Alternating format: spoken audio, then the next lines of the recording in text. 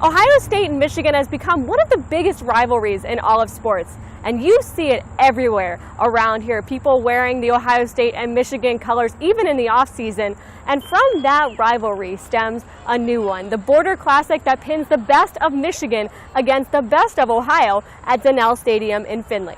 As tensions rose before the inaugural game, Team Ohio's head coach Mike Fell talked about putting players together from rival teams and why the All-Stars were motivated to leave it all on the field. Oh, you know, you grow up that way. When you're in Ohio, you grow up and you hear about the team up north. And so it's easy to have a pep talk today. There isn't going to need to be a pep talk because they're ready to play, and they want to beat Michigan because it's bragging rights for the whole state. Michigan head coach Mike Sadebski said the players were getting pumped up for practice throughout the week. They like to compete, so the practices have been very competitive. These kind of kids, like right here, they want to win, so they were willing to make sacrifices. When we had 3 meetings during the winter, one in the winter, one more in the spring, one in between right there, we got together, got the kids together and practiced. And that's asking a lot of a kid coming from Traverse City, Grand Rapids, from all around the state to centrally locate 3 times. Several Division I recruits were out on the field, and many knew each other as teammates or someone they competed against in the fall. But one relationship stood out between 2 future Ohio State players.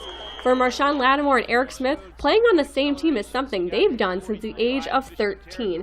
And when it came time to decide where to play at the next level, after finishing up at Cleveland Glenville, it wasn't much of a decision.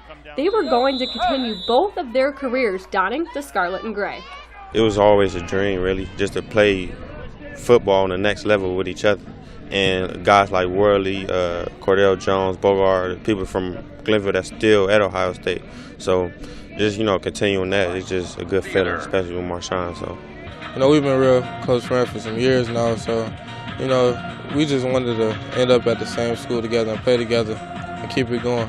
What's more interesting than the friendship is the fact that Cleveland Glenville has produced high-caliber players for years. And in the last 17 years, 19 of those players have chosen OSU. These elite athletes stem from the staff, setting them up for success. The dream that I said before, like you grow up in Cleveland, and Ohio State and Glenville is really the main attraction. And with that in your mind, you just work, and you really, it's work. You fall from Glenville Titans as a mini league football team.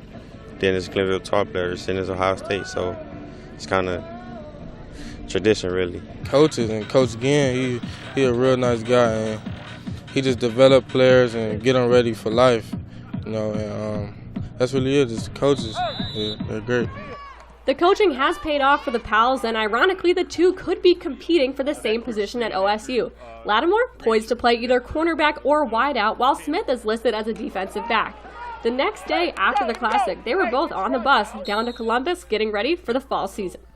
I'm pretty sure they're going to be intense, so I had to be ready. But I report down tomorrow, actually, 8 in the morning. So I had to be ready, right out of the game, shoot back up to Cleveland, pack all my things. So I'm going to be ready, though. Now back to the game. In front of a stadium full of fans, Team Michigan showed that practice paid off, winning rather convincingly 27-14. For its first year, the Border Classic was a success for the fans and the players who got to participate. But as for whether it becomes a tradition, only time will tell. For any hockey player, there are certain expectations when going from college to pro, but for 2 new Walleye additions, their last name is a lot to live up to. Chris Chelios in overtime! 1,651 games played, 3 Stanley Cups, 1 Olympic medal, and 2 sons who were playing hockey at Michigan State just 3 weeks ago who are now playing for the Toledo Walleye. This is only a glimpse at NHL Hall of Famer Chris Chelios' history, so how much pressure is it for his sons to make their own?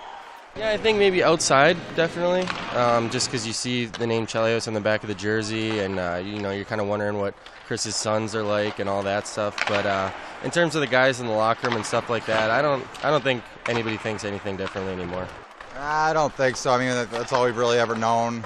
At this point in our lives, we're pretty used to it. So obviously, it's not something you want to look at as a negative. It's a positive. So no, it's never been. I mean, maybe when we were smaller, there's a little bit more pressure. But as we gotten older, we kind of made our own name. These brothers have already begun to make their own name. They both posted over 50 points for Michigan State, and they've already made an impression on Toledo head coach Dan Watson. Dean's a smart player. He's the forward. He's tenacious on pucks. He's got a good stick. He's disrupted a lot of plays already in the 2 games that he's played. Jake, he's a mobile. He's got good vision back there as a defenseman. He makes a smart plays. He's a good passer. A lot of upside to both of them. Of course, Chris Chelios was at the Huntington Center for Jake and Dean's first Walleye home game, but he offered them both some different advice.